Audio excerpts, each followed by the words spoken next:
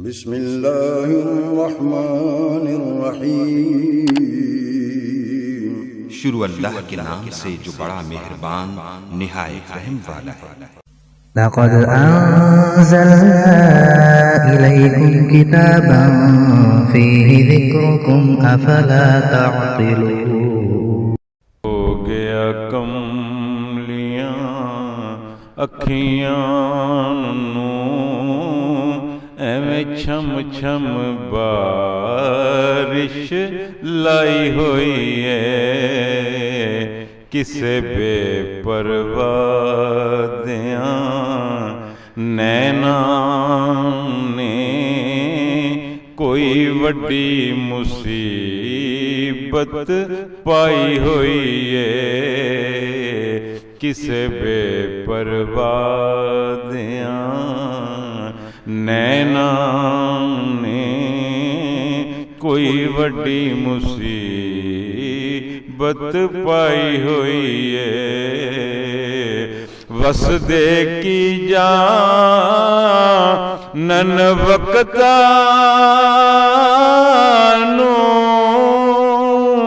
اینا درد منداں دیاں رختانو،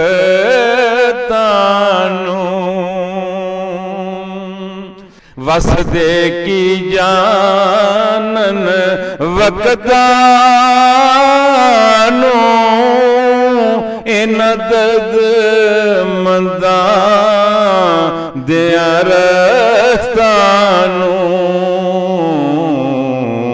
اگلوں دن عاشق وقتانو چھڑ تختانو خاک رمائی ہوئی ہے۔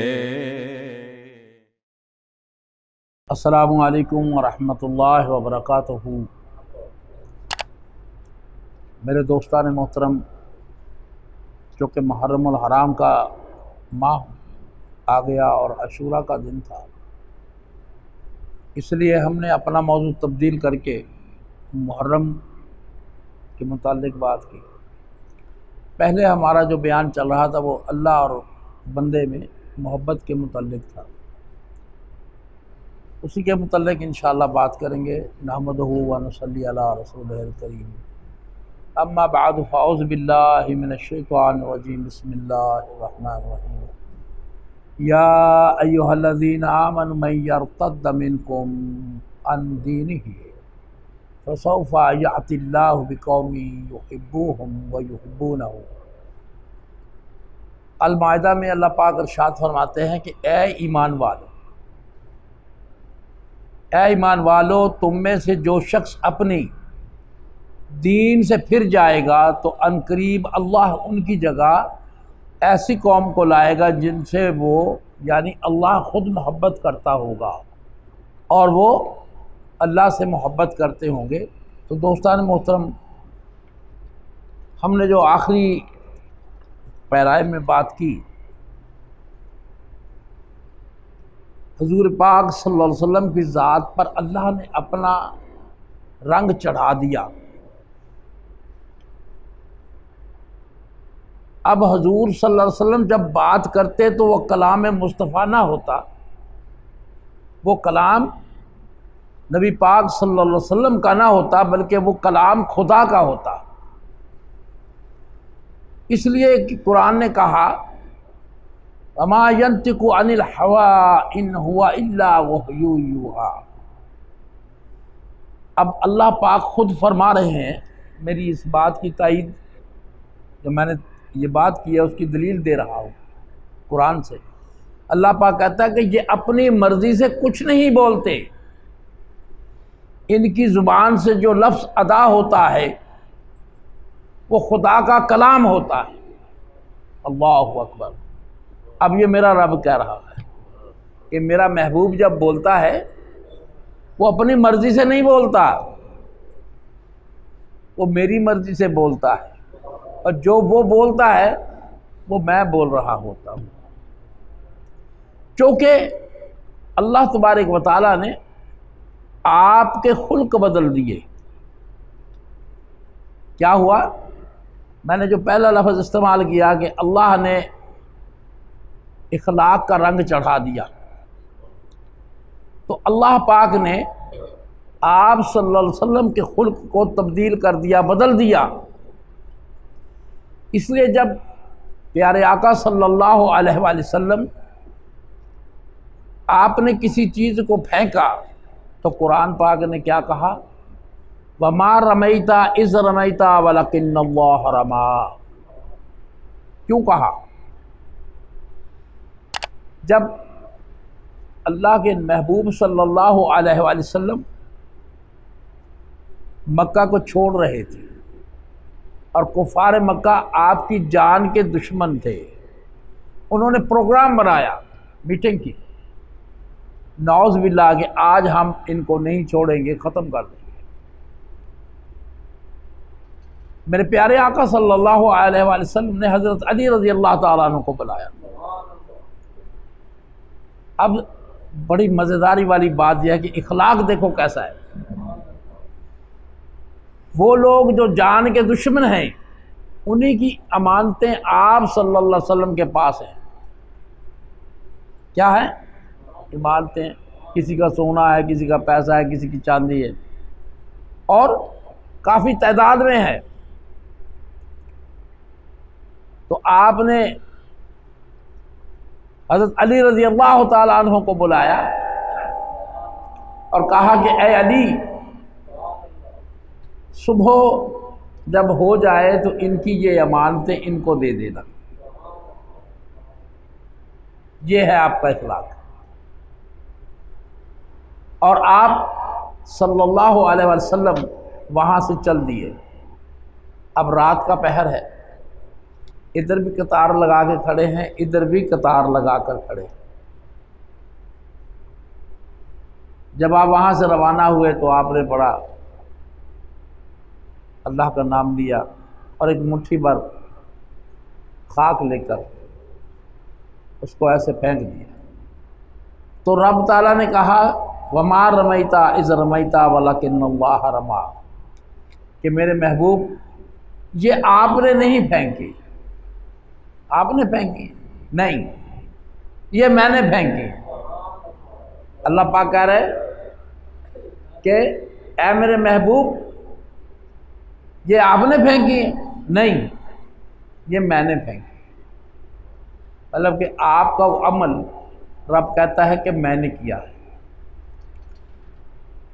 وہ صبح تک کھڑے رہے۔ صبح حضرت علی رضی اللہ تعالیٰ عنہ وہاں سے نمودار ہوئے، وہ بڑے پریشان ہوئے۔ انہوں نے کہا بھئی یہ کیا ماجرا ہو گیا؟ انہوں نے پوچھا، انہوں نے کہا وہ تو چلے گئے تھے۔ تو بات میں کر رہا تھا خلق کی اور اخلاق کی۔ تو میرے پیارے آقا صلی اللہ علیہ وسلم نے اخلاق کا دامن ہاتھ سے نہیں چھوڑا۔ اسلام ایسے نہیں پھیلا، تلوار سے نہیں پھیلا ہے، اخلاق سے پھیلا ہے۔ تو اللہ پاک نے فرمایا کہ آپ کا جو پھینکنا ہے وہ آپ کا نہیں، وہ میں نے پھینکا ہے۔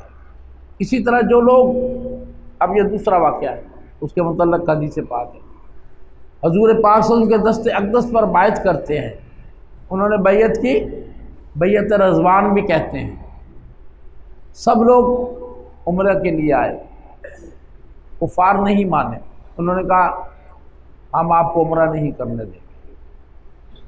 حضرت عثمان غنی رضی اللہ تعالیٰ عنہ مکہ میں گئے، آپ نے بھیجا کہ جاؤ عثمان پتہ کر کر آؤ، بات کرو ان سے۔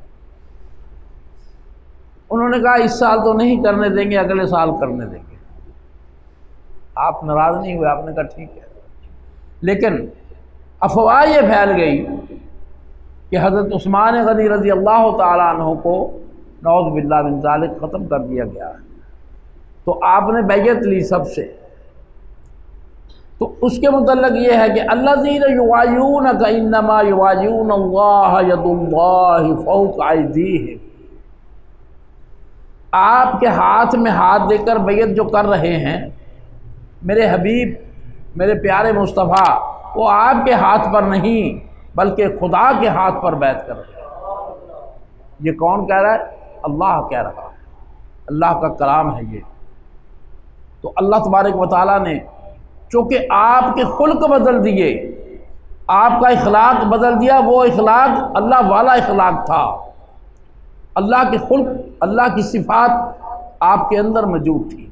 جیسے جیسے قرآن پاک آپ پر اترتا گیا، ہر آیت آپ کے خلق کو بدل دیتی ہے، آپ کی صفت کو بدل دیتی ہے، اور اللہ کی صفت آپ پر چڑھ جاتی ہے۔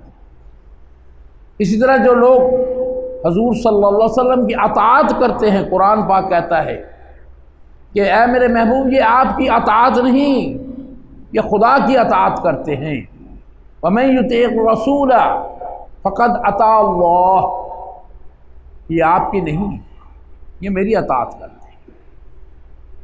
تو وہ جو واقعہ میں بیان کر رہا تھا کہ انہوں نے کہا کہ اگلے سال ہم عمرہ کرنے دیں گے، کفار مکہ نے کہا۔ تو جب حضرت عثمان غنی رضی اللہ تعالیٰ عنہ جانے لگے تو کفار نے روکا، انہوں نے کہا اب آپ تو آئے ہوئے ہیں، آپ طواف کر لیں، عمرہ کر لیں۔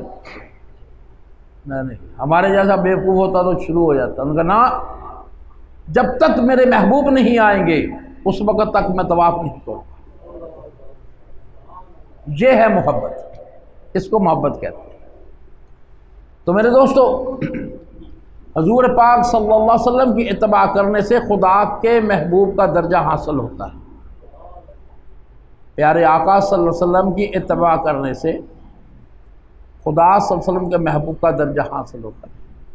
قُلْ إِن كُنتُمْ تُحِبُّونَ اللَّهَ فَاتَّبِعُونِي يُحْبِبْكُمُ اللَّهُ، اور پھر فرمایا میرے محبوب سے آگے نہ بڑھا کرو۔ کیا فرمایا کہ اے لوگو، اے ایمان والو، میرے محبوب سے آگے نہ بڑھا کرو، وہ خدا کا بے ادب ہوگا۔ تو گویا حضور پاک صلی اللہ علیہ وسلم کا ادب خدا کا ادب بن گیا، حضور صلی اللہ علیہ وسلم کی محبت خدا کی محبت بن گئی، حضور صلی اللہ علیہ وسلم کی اطاعت خدا کی اطاعت بن گئی، حضور صلی اللہ علیہ وسلم سے قربت خدا سے قربت ہو گئی، حضور پاک صلی اللہ علیہ وسلم سے دوری اللہ سے دوری ہو گئی، حضور صلی اللہ علیہ وسلم کی غلامی اللہ کی بندگی، حضور صلی اللہ علیہ وسلم سے بیت اللہ سے جو بیعت کی، بیت اللہ بیعت بن گئی، آپ سے بیعت کی، لیکن اللہ کہتا ہے کہ میری بیعت کی ہے۔ حضور صلی اللہ علیہ وسلم کا امر، اللہ کا حکم، حضور صلی اللہ علیہ وسلم کا کسی چیز سے منع کرنا اللہ کی نہیں بن گیا، اس لیے کہ حضور پاک صلی اللہ علیہ وسلم کے سارے اخلاق ان کے اپنے اخلاق نہ رہے، بلکہ آیت قرآنی کی شکل میں اللہ کے اخلاق حضور صلی اللہ علیہ وسلم پر چڑھ گئے۔ جب یہ مقام کسی کو نصیب ہوتا ہے تو وہ اپنے اخلاق اور صفات، اللہ کی صفات اور اخلاق میں فنا کر دیتا ہے، تو وہ بیک وقت اللہ کا محب اور اللہ کا محبوب بھی ہوتا ہے۔ جب وہ اپنے اخلاق اور صفات کو فنا کر دے گا اللہ کی محبت میں، اللہ کے رسول کی محبت میں، تو بیک وقت وہ اللہ کا محبوب بھی ہوگا اور محب بھی ہوگا۔ محبت کے لیے یہ ضروری ہے کہ اخلاق کو بدلیں۔ ہمارے اخلاق کا واسطہ دور سے بھی اللہ اور اس کے رسول صلی اللہ علیہ وسلم کے اخلاق سے نہیں ہے۔ اگر ہم اپنے اخلاق پر غور کریں تو سوائے شرمندگی کے کچھ حاصل نہیں ہوگا۔ ہمارے اخلاق ایسے ہیں، ہم گالیاں دیتے ہیں تو کیا گالیاں دینے والے کا تعلق تاجدار رسالت صلی اللہ علیہ وسلم کی بارگاہ الہیہ کے اخلاق کے ساتھ ہے؟ بولو بھائی، نہیں ہے۔ ہم غیبت کرتے ہیں، کیا غیبت کا کوئی تعلق اللہ کے خلق یا رسول اللہ صلی اللہ علیہ وسلم کے خلق سے ہے؟ ہم چگلیاں کرتے ہیں، ایک دوسرے کو برا بھلا کہتے ہیں، سازشیں کرتے ہیں، حسد کرتے ہیں، تکبر کرتے ہیں، ایک دوسرے کے لیے اپنے دل کو تنگ کرتے ہیں، منفی سوچتے ہیں۔ ہماری ساری زندگی صبح سے لے کر شام تک سیاہکاریوں میں گزرتی ہے، بخیلی و کنجوسی کرتے ہیں، دکھی کے دکھ کو دور کرنے میں کوئی تکلیف نہیں اٹھاتے، مال دوسرے پر خرچ نہیں کرتے، دوسری کی عزت نہیں کرتے، دوسرے کی دلجوئی نہیں کرتے۔ ہمارے یہ سارے اخلاق اللہ اور محمد صلی اللہ علیہ وسلم کے اخلاق سے بالکل الٹ ہیں۔ یاد رکھیں، محبت فنا ہونے سے ملتی ہے، محبت فنا ہونے سے ملتی ہے۔ محبت اپنی مرضی، اپنے محبوب کی مرضی میں فنا کرنے، اپنی چاہت، محبوب کی چاہت میں فنا کرنے اور اپنی خواہشات اس کی خواہشات میں فنا کرنے سے حاصل ہوتی ہے۔ جب تک فنا نہیں ہوتے اس وقت تک محبت کی راہ پر نہیں چل سکتے۔ محبت اسی راستے سے نصیب ہوتی ہے۔ حضرت شبلی رحمۃ اللہ علیہ فرماتے ہیں، محبت کو محبت اس لیے کہا گیا کہ یہ محبوب کے سوا ہر شے کو ختم کر دیتی ہے، محو کر دیتی ہے، جلا دیتی ہے۔ وہ اپنے حال سے بے خبر ہو جاتا ہے بندہ، اس کو محبت کہتے ہیں۔ تو میرے دوستو، ہمارا حال یہ ہے کہ ہماری محبت کا مرکز و محور ابھی تک دنیا ہے۔ اور یہ بھی یاد رکھیں، عربی زبان میں دنیا کا معنی کیا ہے؟ گھٹیا۔ کیا ہے؟ گھٹیا۔ ہم اس گھٹیا کام کے لیے، اس گھٹیا دنیا کے لیے، جس کو دنیا کہتے ہیں، پتہ نہیں کیا کیا کرتے ہیں۔ جھوٹ بولتے ہیں، کم تولتے ہیں، چگلیاں کرتے ہیں، ایک دوسرے کا حق کھاتے ہیں۔ اور جب ہم نے رب تعالیٰ کے حضور پیش ہونا ہے حشر میں، میرا مولا پوچھے گا، اے میرے بندے اس دنیا میں کتنی دیر رہ کر آیا؟ تو جواب پتہ کیا دے گا کہ صبح کا ایک لمحہ یا شام کا ایک لمحہ میں اس دنیا میں رہ کر آیا ہوں۔ اس ایک لمحے کے لیے ہم اپنی عاقبت خراب کر لیتے ہیں، اپنی آخرت خراب کر لیتے ہیں، اپنی اس دنیا کو بھی خراب کر لیتے ہیں، اپنی اس گھٹیا دنیا کو بھی خراب کر لیتے ہیں۔ کیونکہ اللہ تعالیٰ جب پکڑنے پہ آتا ہے وہ پھر چھوڑتا نہیں ہے۔ وہاں تو انصاف ہے، وہاں سفارش نہیں ہے کہ کوئی بندہ جو ہے نا اٹھ کے کہے گا کہ جی اس کو معاف کر دیا جائے، نہیں۔ وہاں اگر بات ماننی ہے تو پیارے آقا صلی اللہ علیہ وسلم کی، انہی کی شفاعت سے ہمارا بیڑا پار ہونا ہے۔